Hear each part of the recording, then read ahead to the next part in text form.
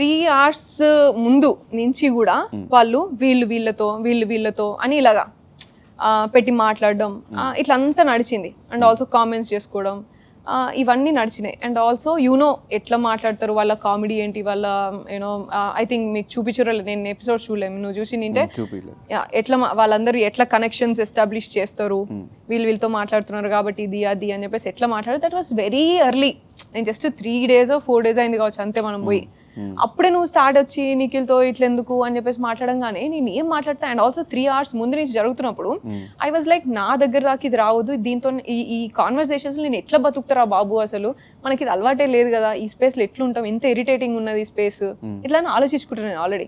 So I was like నా దాకా రావద్దు ఇది, నాతో వీళ్ళు కంటిన్యూ చేయొద్దు ఈ స్పేస్లో, నాకు ఈ కామెడీ ఇటువంటివి నాకు వద్దు అని చెప్పేసి. And I also like you know I believed that it should not be repeated. So అందుకోసమని నా దగ్గర రాగానే నో కామెంట్స్ అని స్కిప్ చేసినా సరే వాళ్ళు కంటిన్యూ చేసి, నో కామెంట్స్ అంటే మీకు నచ్చలేదు కదా పోనీ వదిలేద్దాం అని ఊరుకోలే వాళ్ళు, మళ్ళీ దాన్ని కంటిన్యూ చేసిరుకి. నేను జోక్గా అన్నాం కదా, జోక్గా మాట్లాడుకుంటే గంతెందుకు సీరియస్ అవుతుంది. They didn't understand that sensitivity for my.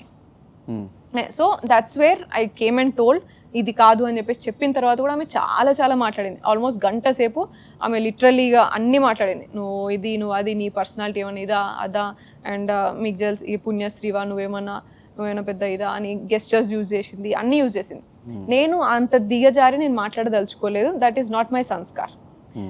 ఎక్కడ నేను మరీ పోక్ చేసినాక నామినేషన్లా, నేను అసలు అది నామినేషన్ పాయింటే కాదు, నా నామినేషన్స్ ఫస్ట్ అయిపోయినాయి మీరు చూస్తే.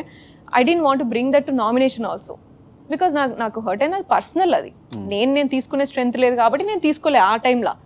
నేను ఒకవేళ విష్ణుకి నాకు మంచి ఫ్రెండ్షిప్ ఉండి ఆమె నార్మల్గా అడిగిందంటే అది డిఫరెంట్ ఉండేది కావచ్చు కదా అని ఆలోచించుకొని ఊరుకున్నా. నేను నామినేషన్ గ్రౌండ్లోకి తీసుకురాలే, ఆమె నామినేషన్ గ్రౌండ్లోకి తీసుకొచ్చి అక్కడ గంట సేపు మాట్లాడి, గంటన్నర కింద అంతా మాట్లాడిన తర్వాత నేను కూడా ఒక మాట లూజ్ అవ్వాల్సి వచ్చింది.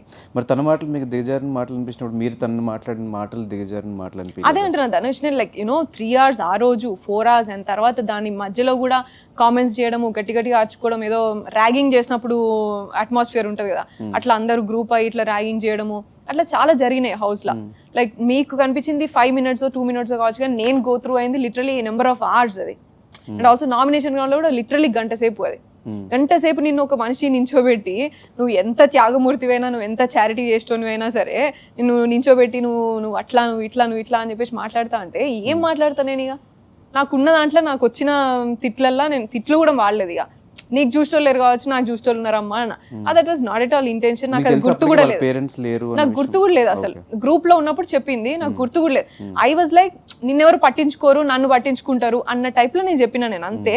But that was not intentional and I felt sorry, I told her sorry. And నేను ఎంత సారీ చెప్పినా అంటే, నీ లైఫ్ లో నేను ఏది ఉన్నా నేను ఉంటా నీకు అని చెప్పిన.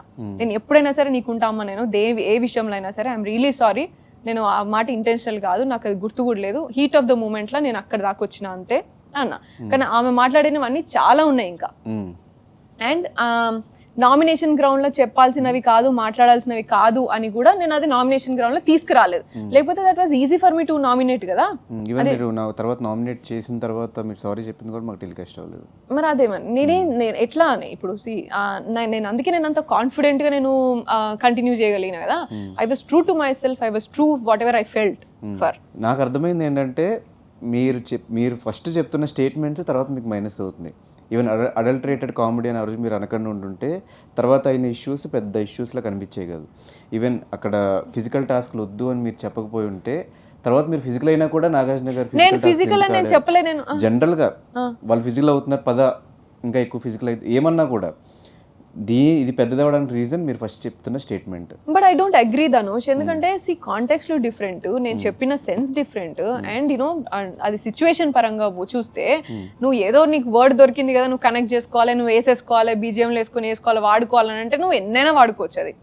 కానీ కొంచెం ఆలోచించుకోవాలి కదా, ఏ కాంటెక్స్ట్ లో మాట్లాడింది ఇక్కడ అండ్ ఏ కాంటెక్స్ట్ లో ఇది జరిగింది అండ్ దాని తర్వాత ఏమైంది అనేది ఒక థ్రెడ్ ఉంటది కదా దానికి.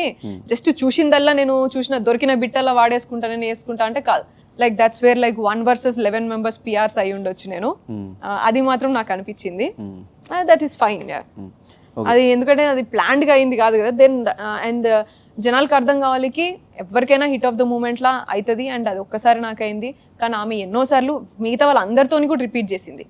మొన్న నిఖిల్ని ఇట్లా అని చెప్పేసి అన్నది ఏదో సంథింగ్. అండ్ దానికంటే ముందు వీక్ ప్రేరణ అండ్ ఆమె మాట్లాడుకుంటున్నప్పుడు అయింది. అండ్ వేరే వర్డ్స్ అని అవన్నీ కంటిన్యూస్గా బయటపడ్డాయి కదా.